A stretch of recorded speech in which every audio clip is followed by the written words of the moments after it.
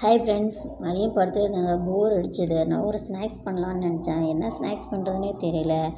சமையல் கட்டில் பார்த்தா மைதா மாவு கொஞ்சம் இருந்துச்சுங்க. அதையும் கொஞ்சம் சர்க்கரையும் போட்டு மாவு நல்லா பிசைஞ்சு எடுத்துக்கிட்டேங்க. என்ன செய்யுதுன்னு தெரில. ஒரு ஸ்வீட் பண்ணலான்னு நினச்சேன். என்ன பண்ணுறதுன்னு தெரியாமல் தட்டையாக தட்டி போடலான்னு நினச்சேன். அதுக்கப்புறம் அதுவாக தீத்தி கட் பண்ணி போட்டுட்டேங்க. அது என்ன ஸ்வீட் ஆனால் நல்லா டேஸ்ட்டாக இருந்துச்சு, முறுமுறுன்னு.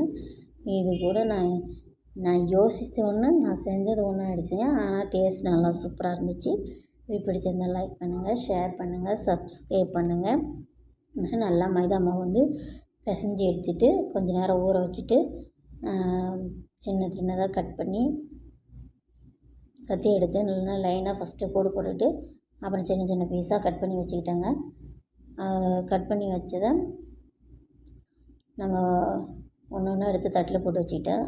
எல்லாத்தையும் நறுக்கி தட்டில் போட்டுட்டு அடுப்பில் வானலை வச்சு எண்ணெய் ஊற்றி நல்லா எண்ணெய் சூடு ஏறினதையும் இப்போ நறுக்கி வச்சதை எடுத்து எண்ணெயில் போட்டோங்க சூடாக. ஆனால் சிம்மிலே வச்சு வேக வைக்கணும். நம்ம ஹை ஃப்ளேமில் வச்சோம்னா உள்ளார வேகாது. அதனால் சிம்மிலே வச்சு வேக வச்சுங்க. நல்லா செவந்து வந்துடுச்சுங்க.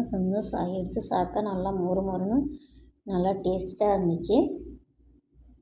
நீங்களே இது மாதிரி செஞ்சு சாப்பிடுங்க. நல்லா டேஸ்ட்டாக இருக்கும். என்ன செய்கிறதுன்னு தெரியாமல் நானும் படுத்திருந்தேன்.